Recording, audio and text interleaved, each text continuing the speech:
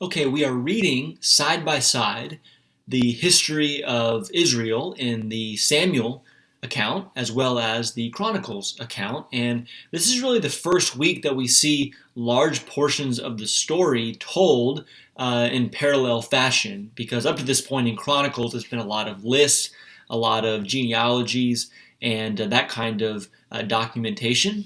But Chronicles now gets into the story of the life of King David, and so it's really interesting to see how that story is told in comparison and contrast to the version in the book of 2 Samuel. So let's dive into what we see this week in our Bible reading.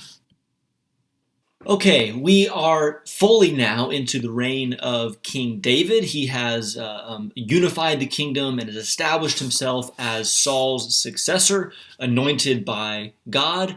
And so one of the first things that we see is David settling the matter of the ark and bringing the ark into Jerusalem, which is his new capital city, and establishing a place for that ark, which is representative of the dwelling of God in the most holy place among his people Israel. And so we get a little bit of this in 2 Samuel chapter 6, the moving of the ark. But in the Chronicles account, we see several chapters devoted to not only the moving of the ark, but also the setting up of Levitical worship around that. A little bit unique to Chronicles, but we see David as the architect of the worship centered around the ark of God in his day. Okay, in some ways, on the other side of that, we have in these sections, in both Samuel and Chronicles, God and his devotion to David, his commitment to the house of David. And you'll notice that it's actually in response to this first point, that David wants to build a house, a permanent structure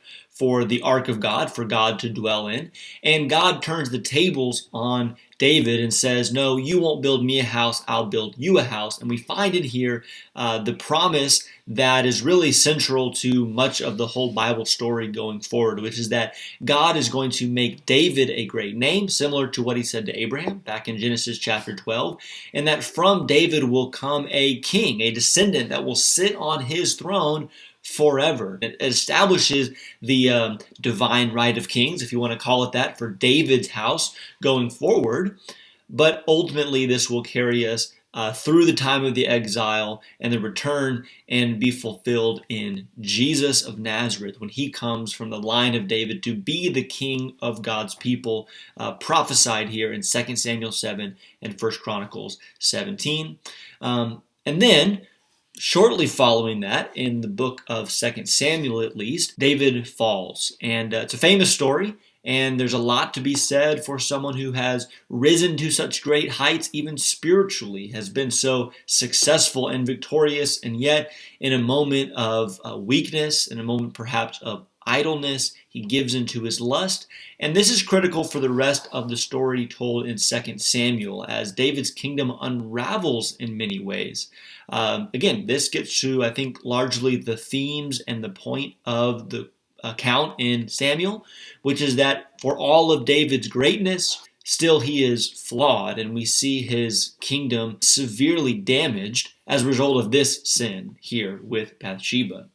And note at the same time that this is not mentioned in the book of Chronicles. You get one line that says, David remained in Jerusalem. And if you've read Samuel, you know what happens when David remains in Jerusalem.